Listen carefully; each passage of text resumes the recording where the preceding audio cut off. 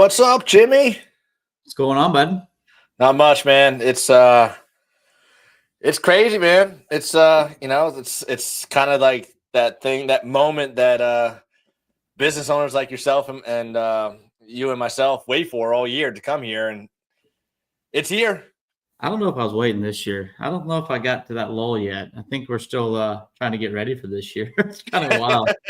Oh boy, but no, we're in it. It's ripping. It's absolutely ripping. So Yeah. it's exciting though, man. A lot of people getting a lot of good hits, a lot of good opportunities. The leads are hot, so that's super exciting. Yeah, no, it is. I will say leads are definitely coming in. Um, Crazy story. I don't know about crazy, but yard sign, side road, in front of a nice neighborhood. Some people might say, ugh, gross. Yard sign's been up there 4 days. Um, even funnier story. I had two guys, part of my Christmas therapy program, coming out here to shadow me today. And my guys, I was like, hey, they were doing the installs. I'm like, let's go do this estimate real fast. So we went over to this estimate, pull into the neighborhood. Right away, I see my yard sign. So I'm like, did he call us because of the yard sign? And I was like, hey, how you doing? How'd you hear about us? He's like, I saw the yard sign in the front of the neighborhood, and you were the only one I saw, so I called you guys. Cool. Had about a 10-minute conversation with this guy. I turned around to, like, Thad, my son, was there, and these two other guys. I'm like, we really should have recorded this whole conversation. It was like spot on, everything that should have happened during an estimate, talking to a client, like everything. I mean, just went over everything. It went from him joking to want a $1,000 budget to him saying, no, let's go to $4,000 to $6,000. Like the perfect scenario that you could have scripted and filmed, but this was actual real-time scenario in front of everybody. So, Wow. but we ended up selling the job. It was a almost $4,000 job we sold right there. So, people are out there and they're still buying. And then you got some other guys, like we just talked about a little while ago, just going in and undercutting the crap out of some prices right now for no reason other than just thinking that's what they need to do to stay in business or have a business, which is partially why we are doing these series, to show people what is possible without being broke, without just trying to make beer money. And I think you and I both get so extremely passionate about this for many reasons, but like Christmas lights is very near and dear to us. Like we're not just doing this because we want to hang lights and call it a day. Like there's a lot more behind it.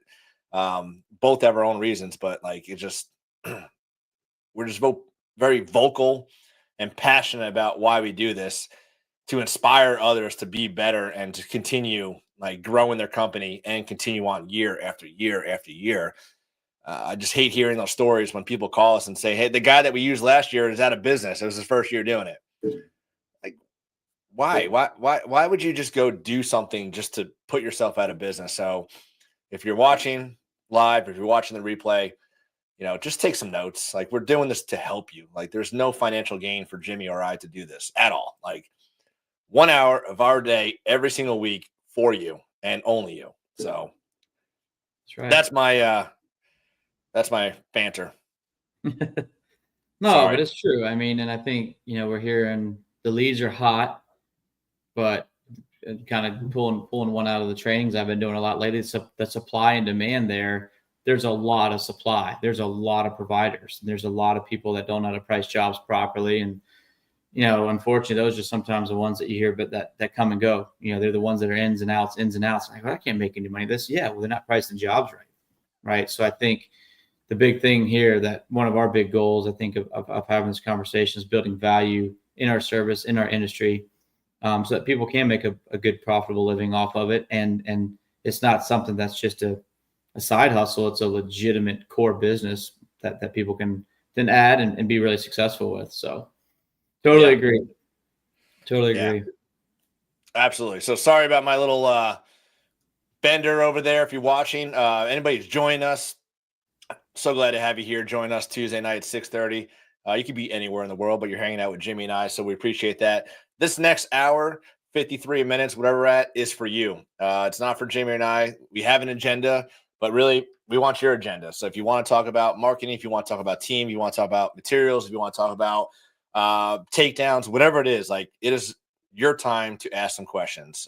There is no dumb questions, just the questions that you don't ask, and then you make dumb mistakes. So please, by all means, ask the questions now. If not, Jimmy and I will just start talking about whatever we want to talk about. And I think I forgot what the topic was this week, Jimmy. I think it was a client experience, Oh, topic. client experience, marketing, and growth. Oh Kind man. of, kind of like a double, triple, quadruple stuffed cookie right there. Yeah, it's a doozy. It's a doozy. But I love talking about the client experience, and that's so important in this industry, and that's where so many people fail short of delivering. And again, going back to the beginning, like I get it, it's a business and you're here to be profitable, but like Christmas lights are different. You don't just go hang lights and put them up there if you make a mistake and just go back there. Oh, sorry, my bad. We'll fix it again tomorrow. And that's like your role every single job is just making mistakes, do it again, make mistakes, do it again. Like if I mess up on a house wash, great. All right, I'll go back and fix it. Like, sorry, I missed the spot. It happens. I get it. But messing up on a Christmas light experience, like, you got homeowners coming out there, neighbors coming out there, watch those lights get hung, and then they do the reveal at night, and it's just an epic flop because you want to cut corners, save pennies. I mean, we got a job. God, I don't even know how they're making $1 on this.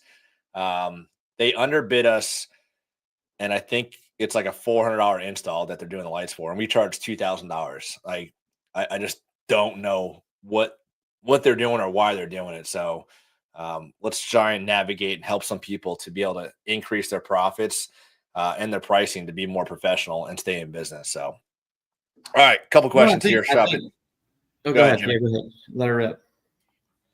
No, go ahead. I'll put this down. Say, what'd you have? No, I was going to say. I mean, I think the thing to remember is this whole season of Christmas lighting, the whole business around Christmas lighting, is built around an experience. And it starts with an initial phone call. It starts with a yard sign that you call. It starts with a phone call. Then it goes to the sales call. And then it goes to the installation. So don't just be a guy in a truck that hangs lights. Do something different, right? Be different. Bring out the personality. Bring out the excitement, because it should be fun. It should be exciting. It should be something that you just naturally bring passion to, because what's not more fun than lighting up people's homes and they get to pull in and see all your good work. And as an employee, what's not more fun than getting that hard installation done, be able to take a step back and be like, holy smokes, this is gorgeous, right? So just remember, in this industry, it all starts with the passion, and then that passion becomes conviction. That conviction becomes sales. That sales becomes opportunities. That is opportunities become dollars, and then we know it goes from there. So really make sure that passion and that energy and that excitement is all the way throughout the culture of your company, starting at the sales process, is really, really important. So as you're thinking about marketing and as you're thinking about stuff like that, I think that's be creative. Don't just be a picture of a house with Christmas lights on it. What do you do? Anybody can do that. It's why are you doing it? Why are they going to hire you over somebody else? What's the difference? Build value in your price, and all that really is amplified through that you're expressing your passion for what you're doing and getting excited about what you're doing ultimately. Yeah. And God, I can literally talk about this for so long, Jimmy. I just get so excited. I mean, when I get to a client, if I'm not more excited than them, I failed that client. If I'm going to a job and just talking lights and talking about our services, like, it's something else. I mean, again, I bring up pressure washing because we're in the pressure washing industry myself, and I go talk about pressure washing. Yes, great. We're going to make your house shine. We're going to clean it, remove the algae. Cool. Call us next year. It's needed. Not everybody needs Christmas lights. They want the Christmas lights. They want them for different reasons. They want it for the first Christmas for their baby. Maybe it's the last Christmas. Maybe somebody passed away. Maybe they can't get on ladders anymore. Maybe they just love Christmas. So when we talk about that client experience, like, that experience starts at that initial phone call. And when that phone rings, and first you don't have anybody answer the phone, you already failed your client. They're not even your client anymore. They're just somebody who called you to use your services. You didn't answer. You failed them. They're going to the next person. I hate seeing people spend thousands of dollars on marketing, yard signs, clip flyers, hangers, Google ads, social media ads, and they're not even answering the phone. Like, just give me the money. I'll tell you you're being silly, and at least you'll get a joke out of me instead of a missed phone call from a client. You'll have a lot more fun hearing my voice than a ringtone, going to a voicemail. So make sure you're answering the phone. Like that is the initial start to that experience. Make sure whoever's answering that phone is excited. That's why you, as the owner operator, shouldn't be answering the phone, because if it's 3 o'clock in the afternoon and you've been hanging lights all day and you're burning up on that roof, you're not going to be excited to talk to Jimmy. Jimmy's calling and he wants to spend your money or give you money. And you're like, oh, hey, Jimmy, yeah, I'm on a roof. Why don't you just go ahead and text me what you need and I'll get back to you later. Like, Jimmy's probably going to say, bye, JC. Yep. You don't got time for me to spend $4,000. I'll go to the next person who does. So it's so important to deliver that initial contact with somebody. And it doesn't matter if it's a client or somebody brand new. Whatever it is, you still need to maintain that professional and experience, so they want to work with you over and over and over, so that when you answer that phone, this is Patriot Illumination. This is JC. How can I make your property shine today? Something silly, something off. But again, it's repeated. The clients, got something that, hello, how can I help you? Then they got somebody answering the phone too, which is very important too. But it's so important that whoever is answering the phone has a call script. You have a CRM, not just a napkin to write some stuff down on, and is excited. Like, they need to know, whoever's doing that, put everything behind you. When that phone rings, you are the happiest Santa's helper there ever is out there to give Jimmy the best experience when that phone rings. And if you're not more excited than Jimmy, there's no reason why Jimmy's going to get excited and want to use your services. And when you set them up for an estimate for somebody to go out there, you already set the tone to be mediocre, and for them to be like, well, this is probably not the experience I want to go with, but I'll just take the estimate and get the next 3 on the way. So it's so important with that initial phone call that you set the tone for the client, that they're excited, and Jimmy doesn't even care how much it costs. He just knows that you have the best service, the best value, and that you're the only option for him to use, and he's not going to call these other 3 people back. That's right. Sorry, I really get excited about this, Jimmy. That's it. No, I mean, it's and that's what I think's missing from a lot of the industry, right? Where it's how cheap can we get it? I mean, we were at a group, we had a training last Friday, and we had a guy from Texas in, and $3 a foot on C9s right now down there. It's like, ugh, how do you? But all right, on the flip side of that, how do you get excited about $3 a foot? Like, that's demoralizing. There's nothing to get exciting about. They're like, how am I going to do this and how am I going to make a buck is becoming the real game. So be different. Once again, be different as much as you possibly can be. So, yeah, I don't want to go down a rabbit trail because my head's spinning already. But let's see what we got out there question wise, and make sure we get them what they want. All right, Joe, we're coming back to you. Asking for a friend, if you drink your morning Starbucks and you get on the roof and feel what? Oh my God, I should have read this before I put it up there. All right, we'll just pass on that one. Joe, tell your friend to go read. I don't know. I love you, Joe. Jamie said he's struggling up there, and Jamie, I feel it, man. It was a little warm today, but there's nothing worse than hanging Christmas lights and sweating. Like, there's nothing to get excited about there. We need some cool 60s and 70s. And some like haze gray days. Like that's what I'm looking for. So hopefully you got some good weather coming your way. No promises though. All right. Maybe got another. Okay. Not a question, but Rick's crushing it with some Omni. So love seeing that. It's a nice 600 foot of Omni sold. Hell yeah, Rick, crushing it with some Omni. Nice work over there. 3 more coming. Love it. Brian, workflow for communicating info to customer once sold. Install date, ask for review, how to get service call, take down. We've not been as good as we want with that. Yeah, so install date is going to vary by business. For let's us, even back it up though, JC. Let's go backward. Don't give people dates right off the rip. First of all, like, I think the job is sold. Give people a week. Say, all right, do you want this week or that week, or what week do you want? Because if you start giving people dates right off the gate and the weather becomes an issue, people freak out. So what I would always do is I would always suggest you say, pick your week. We'll do the best to accommodate that week. But at the end of the day, Christmas lighting is about efficiencies.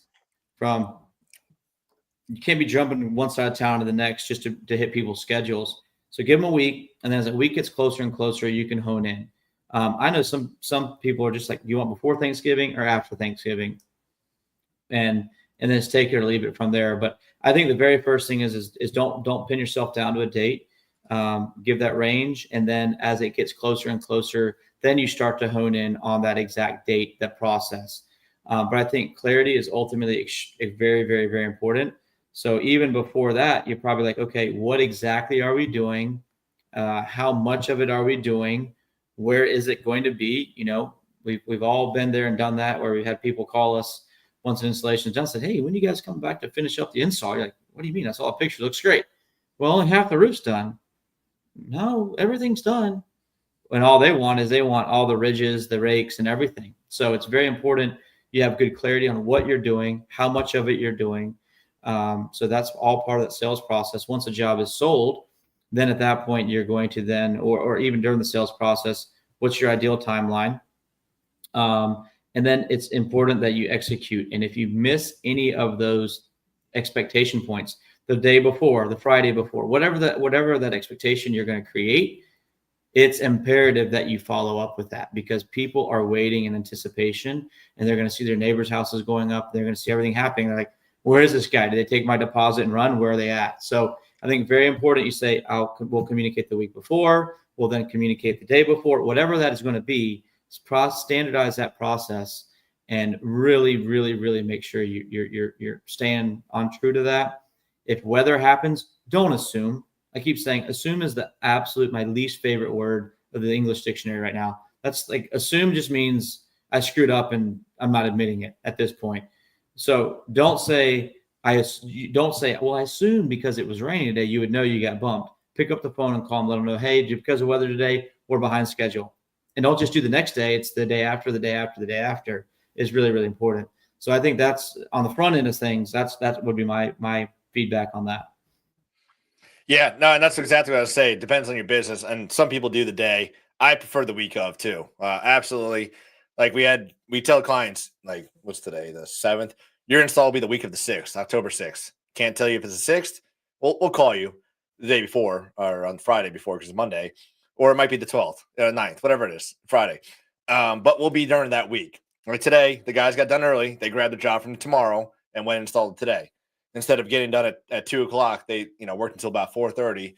But the client wasn't expecting them tomorrow; they were expecting this week. So by giving the week of, if it rains, you don't need to call multiple times. The rain, yeah, we'll let them know they're coming. But like, if you want to come early, I love having that option instead of having to go on one way. Make sure they're confirmed to know that, hey, it's okay to come now. Blah blah blah. No, they know we're coming this week. We can move something forward. I don't really think you can over communicate once the sale is made to a client, to set the expectations of, what's coming. What about the timer? Like for us on the invoice, it says the timers are set 4:30 to, I think, 11, might be 10. If you want your timer changed, you need to let us know prior to coming to do the install, because we want to make sure that you're happy with everything. So let us customize that timer for you if you want 4:30 to 9, 4:30 to 1, whatever it is. But let us know prior, because when you call us afterwards, it might get us a few days before we can get back out there and fix that timer for you. Expectations for any maintenance. What does that look like? For us, we want a picture of what is out. So a picture at night where the bulbs are missing or out, whatever it is, so that when the guys go back out there and it's 2:00 in the afternoon, they're not walking around with the sun blaring in their eyes trying to find the one bulb that's out that they can't see because the sun's coming down on them. So like all these little things you can talk to your client will set them up for success during the season, and make sure that their lights are doing the stay bright guarantee or whatever you want to call it. And then they're happy at the end of the season. So that when you take the lights down, they're ready to sign up for the next year. So yeah, everything you said, Jimmy, was just freaking rock on solid. And just, again, set the expectations and standards with the clients, so they don't sit there wondering, well, when are they coming? Or what about this? And what about that? Yeah. And I think another thing to think about is, all right, that's done. Now your crew shows up. Now what? What do they look like? What is their approach? What does their on-site process look like? To me, they're ringing the doorbell. They're introducing themselves. They're validating what they're doing on the project, especially if it's a new installation. They validate that timer. Okay, we are going to do 10:30 or whatever till 10:30 or 11, whatever that is. Is that acceptable for you? They just go through and just have a little, take 3-4 minutes, just because that's all about the experience. And then once again, they introduce themselves. They say, well, once again, my name is Jimmy, And if there's any questions, just reach out, holler at me out the front door. I'll be happy to jump on that and do whatever we can do. And then before they leave, to me, that's where they ask for the review. Personalize that review for them. And I would go as far as allowing them to say, look, this is something that our management really takes a lot of value in. So if you could overall rate the experience, the promptness, the proactiveness of not only what we and my crew did today, but overall company service, we'd really appreciate that feedback, and have a QR code on the back of the clipboard or whatever they've got. Let them scan it and see what you can get out of that. I think that is promoting experience. Those are the types of people that are going to refer you. Those are the type of people that are going to have a relationship with you. And then when their neighbor comes asking and they say, who was the person did your lights? Like, I don't know, some yard sign out of this corner of the road that said, we sell Christmas lights. I don't even remember what their name was. That's what's going to happen if you don't go through and create that experience that you create, you start, but the crew continues all the way through that process. And I would do that very, very same thing, at Takedown. I know Takedown's production mindset, but hey, we're here to take this thing down. It's fast, it's quick, it's easy. Knock on the door. Hey, what do you guys think about the display this year? Anything that you'd like to have done differently? Or, how was your holidays? Did you guys have a great holiday season? And, whatever it is, just really be engaging, and you just don't know what comes of that. And then what I would do at that point is I'd hand them a flyer and say, well, hopefully we'll get to see you again before Christmas season next year. Here's a look to the services that we can provide. And hand them your landscape lighting flyer. Why? Because the house is going to be darker than it's ever been after Christmas lights are down.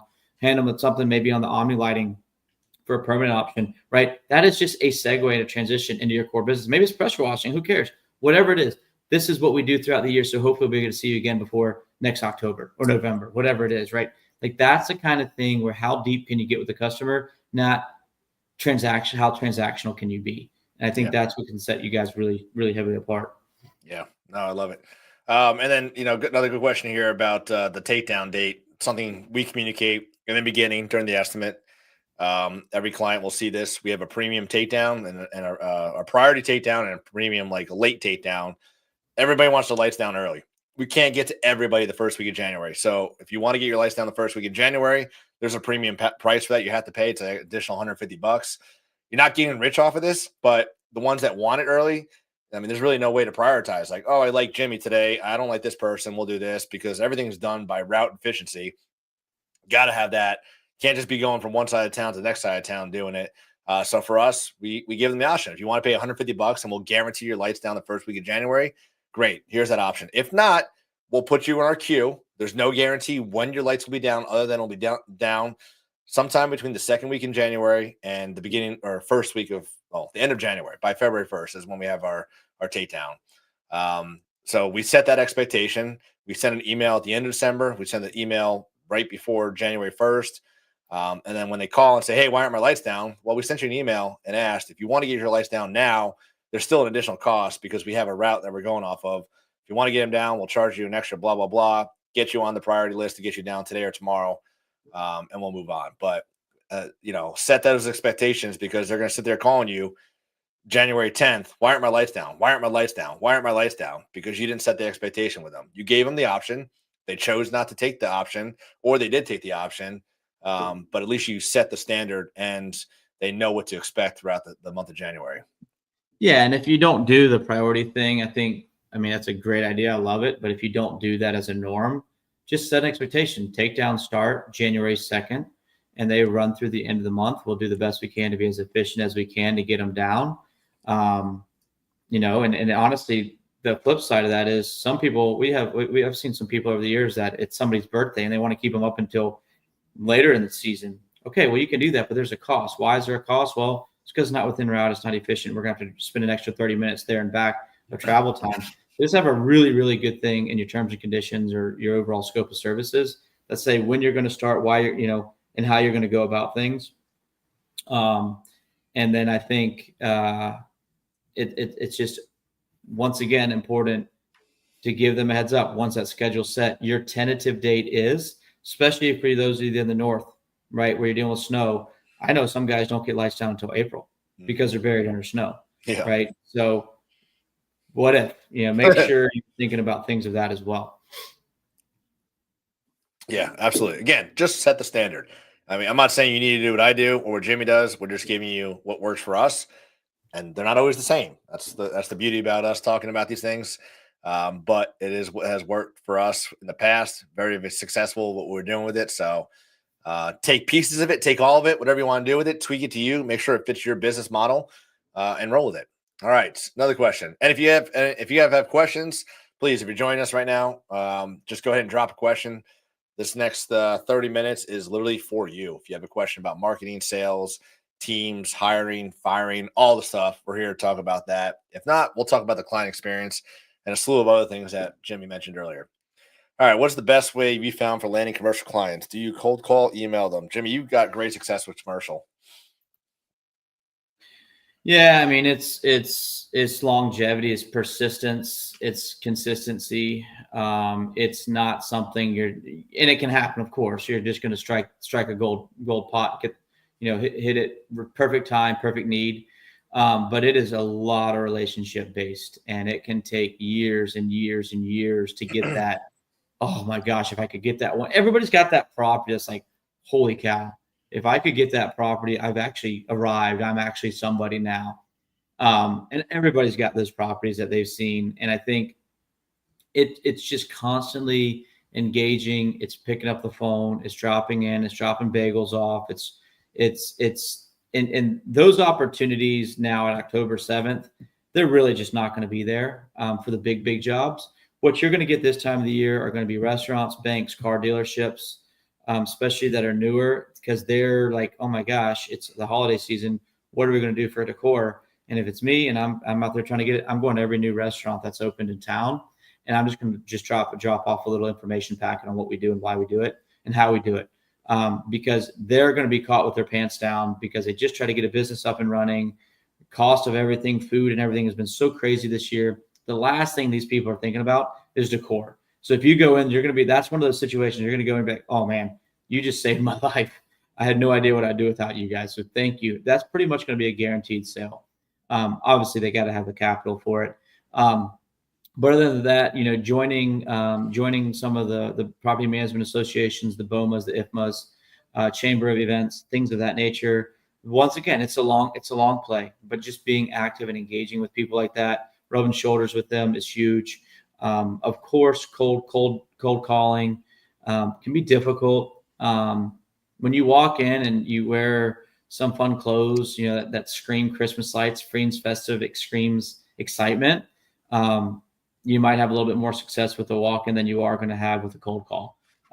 So I definitely would be trying a little bit of everything.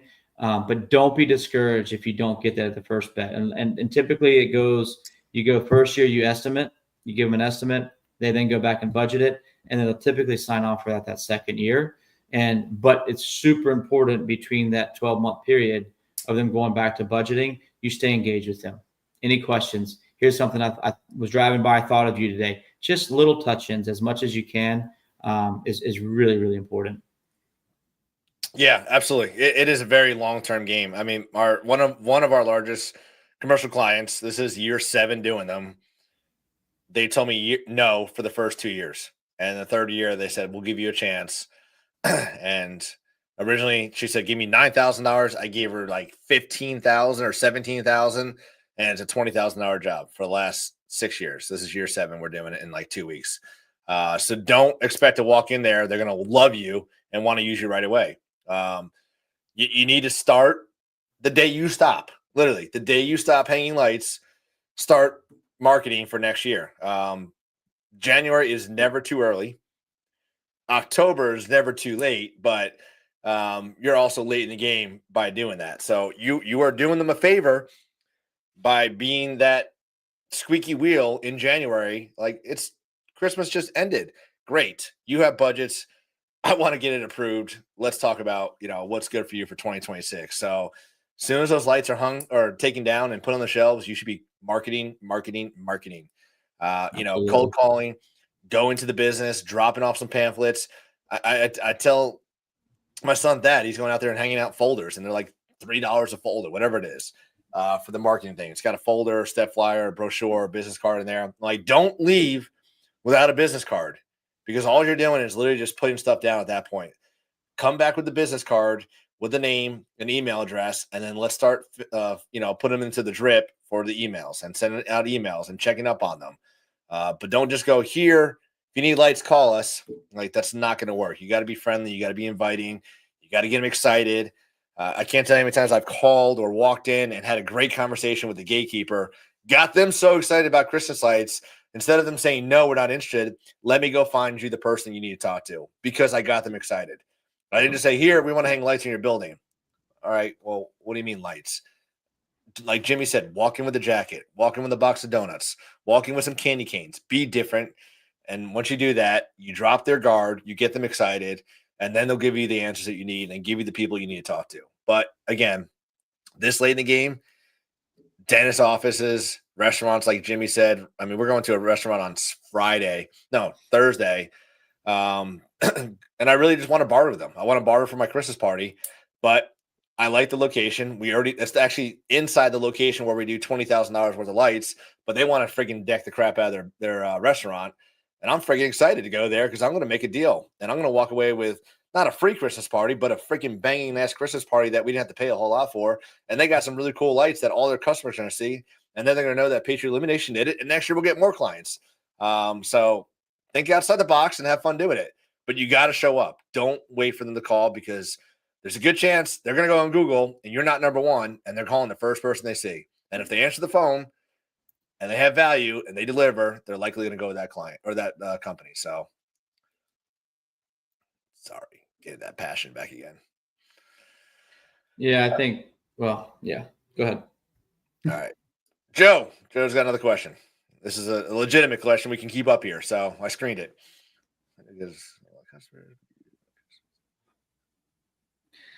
Yeah, so that's an interesting question.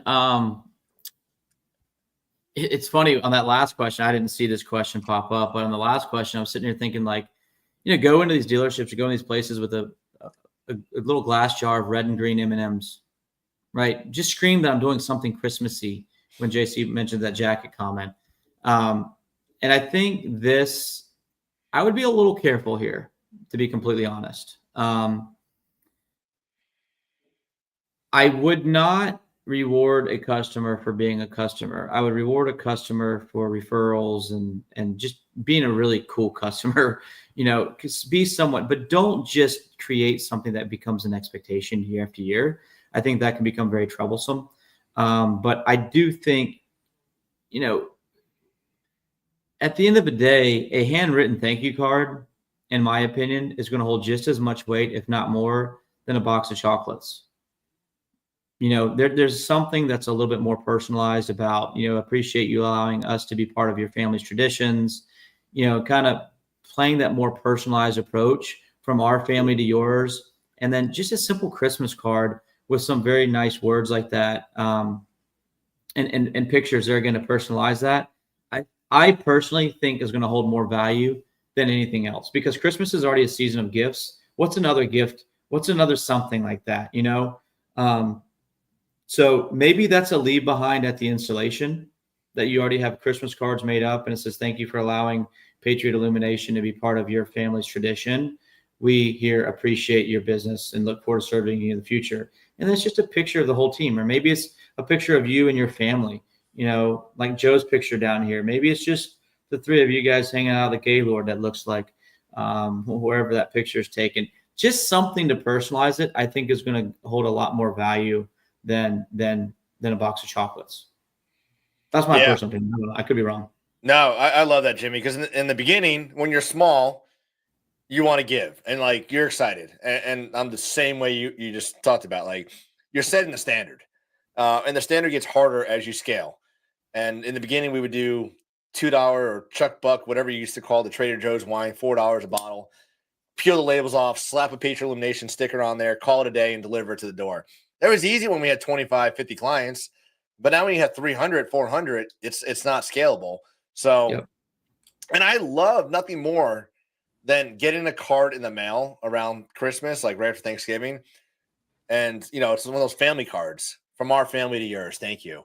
And that's what we're going to do this year, because like we're talking about this, and now what we're going to do, we have an install here in about 3 weeks where we always do a group picture. So I'm just going to do the group picture on the front, and then just throughout the next 3 weeks after that, just leave all the cards on the table and have everybody just put their signature and sign it. And then we'll just do a little handwritten right there, and even handwrite the envelope, and just do it on off times. But yeah, just that piece. And now they're going to put it on their wall, put it on the refrigerator, whatever it is. They're going to remember that, because, I mean, I feel like cards are dying. Like, nobody's doing handwritten stuff anymore. Like, not even my family. I barely, maybe my family doesn't like me anymore. I don't know. That could be it. But I never get any more. So, but just being able to send out the card, just saying thank you will go a long way, and for them to want to remember you. So, and then when they pull the cards down in January, they're like, oh, yeah, Patriot Elimination. That was awesome, though. We should use them again. So yeah, or maybe you want to be super tacky. My brain's always trying to sell something. What if you put in the back of that like a 15% off your year-round service offering, or as a gift? Maybe that's the gift. Here's a coupon to call us come January, February, March, April to go ahead and get some more business out of that person. I don't know. Maybe that's tacky, but if somebody gave that to me, I'd be like, dang, that's sweet. Let's go. Right? yeah. So maybe get something creative. Maybe get a dollar bills thing made, and you say it's $100 bill, and use that towards 10% off of your next service, or something cheesy as the gift. We're gonna make Patriot bucks. I like that, Jimmy. Patriot bucks. Yeah, $100. We already have dollars for decorators, so that's a pretty good one too. I love it. All right, so Joe, just keep it simple, but I definitely recommend doing something. It's easy to get caught up though in the season, and it flies by. So plan early and have it ready for it to go. All right, Nathan, great question. Do you quote exactly what the customers ask for, or send every customer options beyond their wishes? Absolutely. Half the time, the clients don't even know what you can do. They just saw their neighbor's house. They saw a picture. They was like, I want lights in my house. Well, do you know about spritzers? What are spritzers? Let me get you excited about spritzers. How about ground lights? You ever seen ground lights? You mean landscape lights? No, these are ground lights. They're way cooler than that. Or how about our fancy warm lit garland that you're going to love? So you got to give them every option, because there's nothing worse than failing to deliver the best for your client. And if you just give them exactly what they want, I just want roof line. Okay, here's your roof line. And then they see the neighbor's house. Well, why didn't you tell me about the garland? What about the spritzers? I want that now. And now it's too late in the season. So I do this with everybody. One, I always ask for a budget. And then two, I tell them, I'm going to give you a little bit more than your budget, that you tell me your budget is, but I want to at least give you the best options for your house. You can pick and choose, or you can go with everything, or even next year you can say, we want to add this on later. But I want to at least give you the options that I feel is the best Christmas light experience for your house this year. And they appreciate it. And more often than not, they're going to go above what their budget was or what they thought they want to spend with you by showing them what's available. So yes, I highly encourage you always, always, always go above and beyond what the client asked for on the estimate. Caveat. One caveat I would add to that, because we talked about this before. If their budget's $2,000, you're going to give them a quote for at least $3,000. That's how I would do it. Now, the one big thing though is listen to what their needs are first. Don't just go off of what you think they should do. If they are very descriptive of what they want, build off of that. Don't reinvent what they're trying to get you to do, because the number one key to sales is listening to their needs. But then take their needs and develop it, build upon it. Well, have you thought about it? Have you seen? Have you heard of? Right? That's where we have the Lights for Decorators catalogs. It's a great resource where if you send that in with your story, we actually can make that catalog your own, your company, your branding, your story inside the catalog that you can actually email out to your customers. And if you're not taking advantage of that, we don't charge for it. It's a digital catalog that we send you back a PDF. You can share that with all your customers. You could have it on your iPad when you're doing a sales call. That is something that is huge. Have you thought about, have you seen, have you type of conversations? That's where you take a $2,000 budget and sell them a $3,000 job really quickly.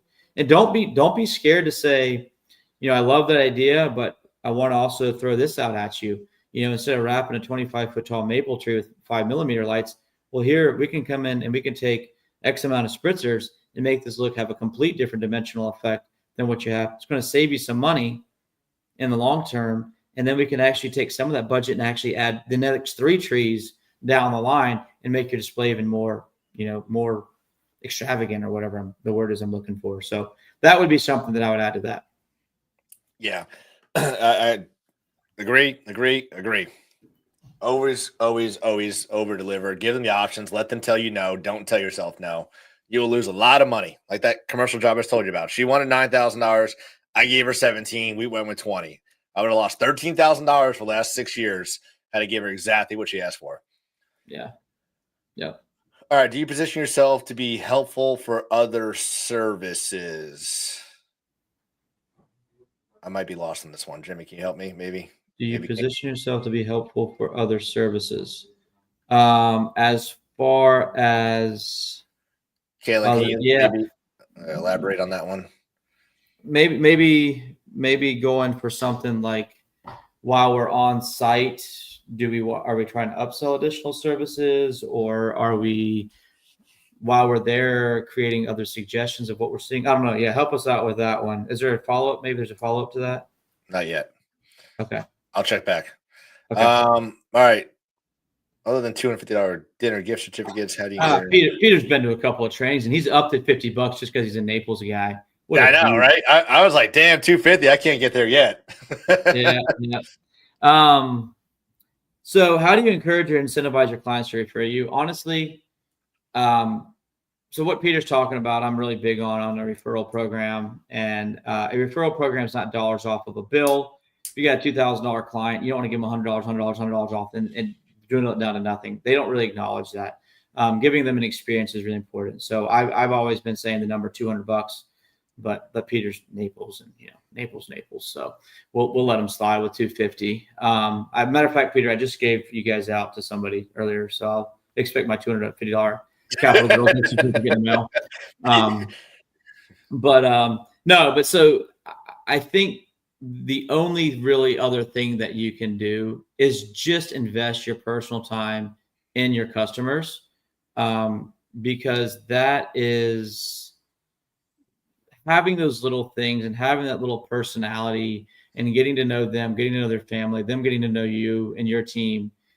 That's what makes them want to cheerlead for you and pull for you, and ultimately make them want to see you be successful. If people like you, they want to help you. If people are like, transactional, it's just transactional. There's nothing vested in that, if that makes sense. So that's really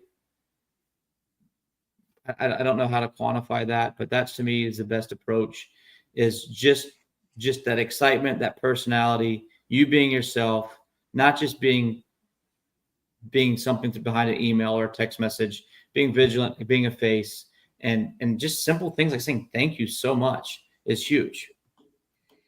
Yeah. And Peter's not direct to you. I'm sure you're doing an incredible job. This is for anybody. Bring this up every chance you had to communicate with clients. When you have the initial call, while you're doing the estimate, and I let them know, like, you do not need to be a client to be a referral partner. You can go ahead and refer us. If you got your neighbor on your local Facebook group, whatever it is, and they're asking, just go ahead and mention our name. Tell them to tell us that it was from you. And once they book, we'll send you the money. Like, this does not need to be specifically for clients. It works better because they've used you and they can speak intelligently about your services. But when you're on Facebook or social media, whatever it is, and people are asking who hangs Christmas lights, and you have 15 different moms out there mentioning Patriot Illumination, like, the person who's asking is like, wow, I know who I need to go with right now. So, put it out there. I love the $200. It used to be $100. We've upped it to $200. Get a good system. Don't make it tricky. Like, it has to be over X dollars, whatever it is. Like, just $200. The job's sold. Once it's installed and paid, we will pay you. And that's how it works. Let's see. Did Kaylin come back here? When you're building. Oh, hold on. Here we go. Let's try this one.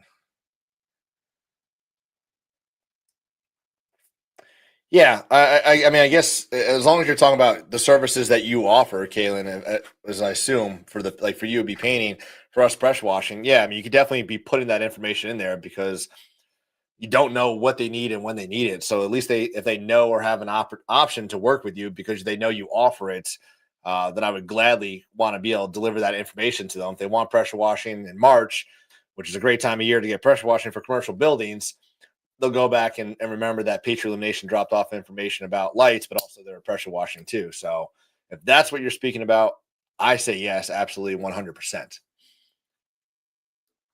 And Jimmy, you got $300 coming your way. I'll take the 50. Sweet. Joe does cards for all his customers, mails in December, but I see a lot of guys talking about doing hot cocoa baskets with a mug. Yeah, again, Joe, like we talked about earlier, it's not scalable as you grow the company. I mean, I'm not saying don't do it, but just don't set the expectations for your clients that they're going to get a gift every year just for being a client. Then you don't do a gift, and like, well, what happened? Is Joe being cheap this year? So what we used to do is we actually would take a poinsettia flower, a plant, to every customer. And I remember the first year I did it, I actually went and picked them up in the back of my truck. And this was probably like 2005. And they all fit in the back of my truck. And then next thing you know, I made 2 to 3 runs to Homewood Garden Center, which is the best looking poinsettias in the world, no doubt about it. And would do a trip. And then we were taking box trucks and loading them up. And I think, this is getting ridiculous.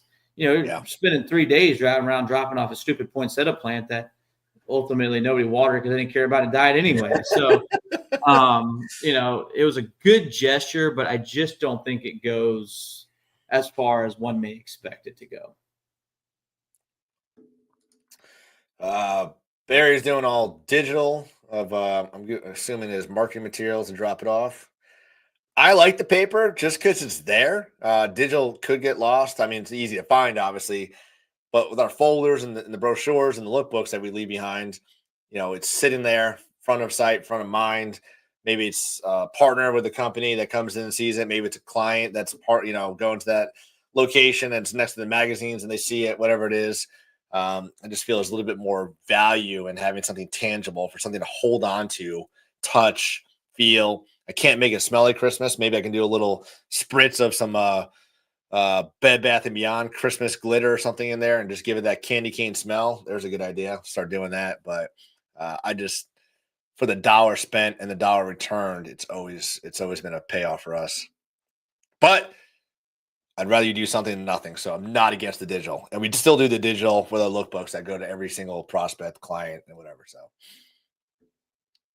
All right, keep your questions coming. We got about another 10 minutes of this. We're still going to do the $50 gift card at the end of the show. So if you want to get entered, all you need to do is comment, drop a name, a location, how many years you've been doing Christmas lights, who's your favorite host. I don't care who you put. You can put Santa for all I care. Just drop something so that we know you're here listening to us. And then at the end of the call, we'll do a spin a wheel thingamajigger and give a gift card away to $50 to Lights for Decorators for you to pick up any cool Christmas lighting materials that you need or want this season.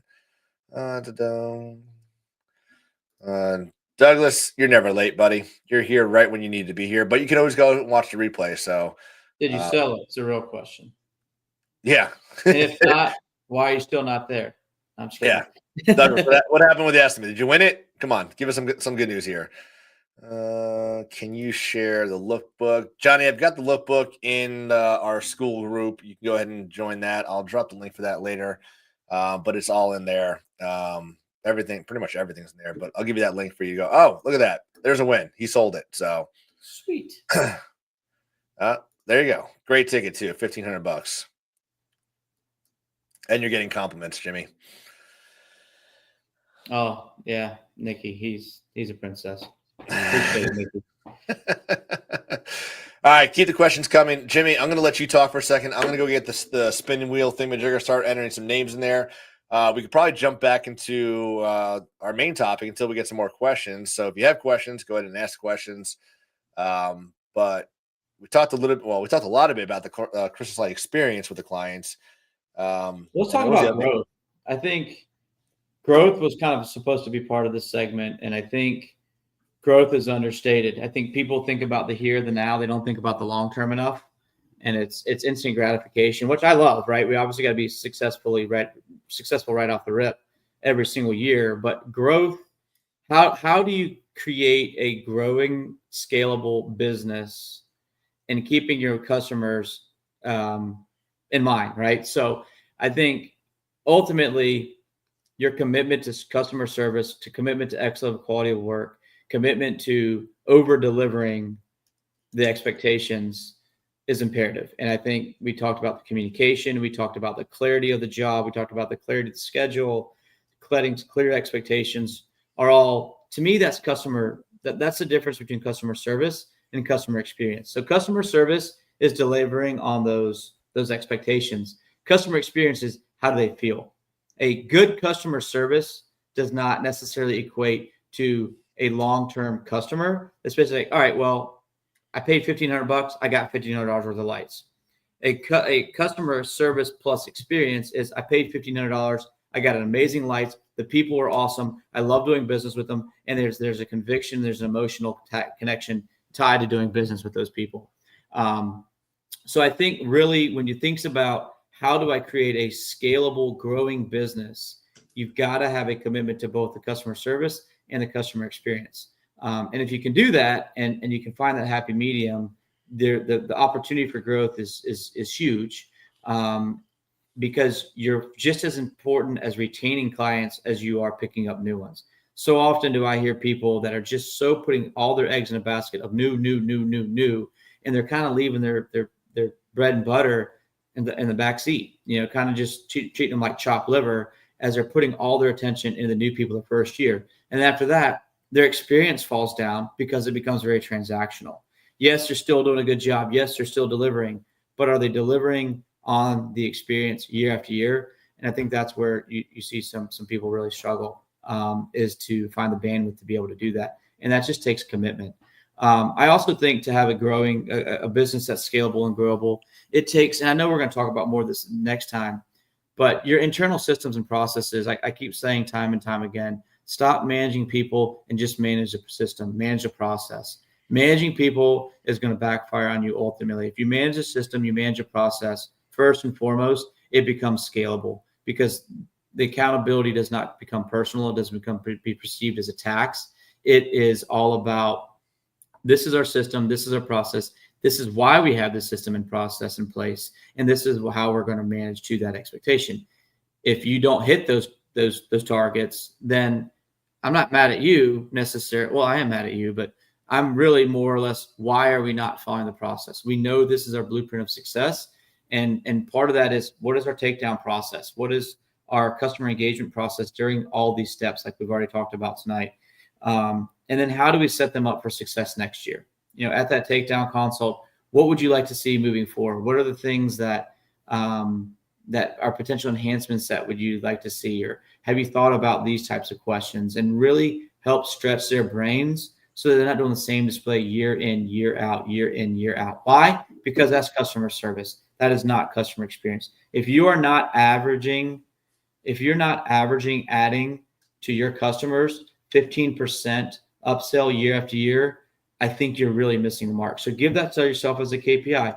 If my nut of my customers was $100,000 and I get a re-sign $100,000, that's not good enough in my opinion. That $100,000, if I'm on a lease model, needs to become $115,000. That's me doing my job. My job should be growing, and that's your core. If your prices are going up 4%, which I would have that price in your contract, by the way, if you're going to say we're going to reserve the right to do a 4% increase annually, that's the cost of living, right? That's the cost of living increase is 4% every year. That is fine. But that's not part of that 15%. That would be then 19%. Your goal should be every year upsell an additional 15%. And I honestly think that bar is set really, really low. I would like to push that number to be 30%, right? I want to get 30% more. If the customer spent $1,000 with me last year, I want to figure out how can I get them to spend $1,300, right? And challenge yourselves, challenge your team to go out there, dangle that carrot. And I promise you it's doable, but it takes intent, it takes action, and it takes a little bit of, I got to go get it. I just can't sit back in my chair and get fat and happy. And, just that's not how this works. This is a business. You got to work in it. It's not going to sell itself. JC said earlier, they don't know what they don't know. And I think that's really, really important, that you're constantly putting yourself out there and you're pushing for more and opening up their eyes to what those opportunities look like. So that was a lot right there, I know, but that was solid. That's yeah. I was not saying that better myself, but yeah, I mean, letting your people do the things that they need to do, and that's probably another topic about hiring and leading people, and that's where most people get it wrong. But yeah, very, very well said. So yeah, and I might have said this last week. I don't remember. Between these things and the trainings, heading out to Montana tomorrow, which I'm pretty excited about that one. But the words I hate right now are assume. Like I just, that word just makes me cringe. Like, it's gross, terrible word. But intent, be intentional with everything you do, whether it's marketing, whether it's sales, whether it's just have an intention. Why am I doing what I'm doing? And if you can't answer that question, then stop doing it until you can answer that question. So just being intentional. And once again, manage the process, not the person. And if those two little things right there, I think, are so applicable in 2025 as we move forward, and as AI and all this stuff is kind of really leveling the playing surface, you got to think outside the box. You got to be creative. You got to be different. And I think that's what's going to set you apart. Yeah. Well said, Jimmy. Good stuff. All right. Anybody else have any more questions? Getting ready to wrap this thing up, but another great week. I think this is week 5, Jimmy. I was only late once. Yeah. Yeah. I didn't show up once, so I guess we're even. we knew that one. But again, these calls, these hours are for you, whoever's listening. Whatever you want to talk about, we're here for it. We kind of have topics, but we really like going off topics and focus on what you need, not what we think you need to hear. So, all right, here we go. Well, why you're oh, go ahead. Oh, there you go. Love that. Yeah. I'm excited about Pixel Fit. If you guys don't know what Pixel Fit is, check them out. Lights for Decorators website. Just go in there, type Pixel Fit. These things are super fun. I know the amount of orders coming in for them I keep seeing is nuts. So Pixel Fit, really cool. The Omni C9 bulbs are also super fabulous. But Pixel Fit are cool. So I'm really, the people that have played around with them and have learned them are loving it. So that's an awesome job. I love that. Helping people think outside the box, stretch the season. I did see a question at some point about, diversifying yourself and getting other additional holidays. And there's no better holiday than to get in than doing Halloween right now, and having RGB products and technology that can make that so easy on yourself, and your customers love it. And there again, that sets you apart. There's a lot of people that are still pressure washing, doing their core business, landscaping. They don't have the bandwidth to do Halloween. They just don't do it. They can't. So if you can do that, that's another foot in the door. And a lot of times it's going to cost the customer next to nothing else more. It's just they're getting a free month of lights out of it. So that could be huge. Absolutely huge. All right. I dropped the link in there for the Pixel Fit. So if you want to go check those out, I've seen them in person at the Bright Industry Secrets, and they're pretty badass. So definitely a great option to, again, make yourself stand apart and have your clients raving and loving the products. Thank you, Jimmy. You've been giving returning customers early bird discounts. I have to rethink this. I mean, again, Jimmy and I don't always agree on things. I love the early bird just to get them locked in. Right now, we're trying to do something to lock in like the first week of October in January. We can agree to disagree on certain things, but I feel safe knowing that I've got the first week of October going into January will be at $100,000. Like, I'm going to feel really good about that, and I'll worry about the rest later on. But Jimmy, I know you do not agree with that, so it's okay. I mean, you can't be right at everything, JC. That's okay. Sorry. Here, look, it is a gray area, right? I mean, you got to incentivize people. So there's one or two ways of looking at it. Are you going to give, to me, I don't like discounting work that people are going to buy regardless. But I understand you have to discount your work in order to just because of a bandwidth issue. So if you got a bandwidth issue and you just only have so many people and you can only get so many installs done, I totally get it.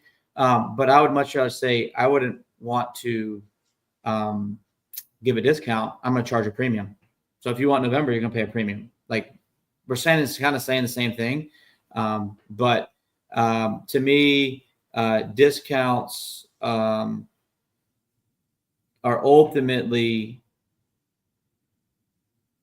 I need to get something out of that other than just giving somebody a discount.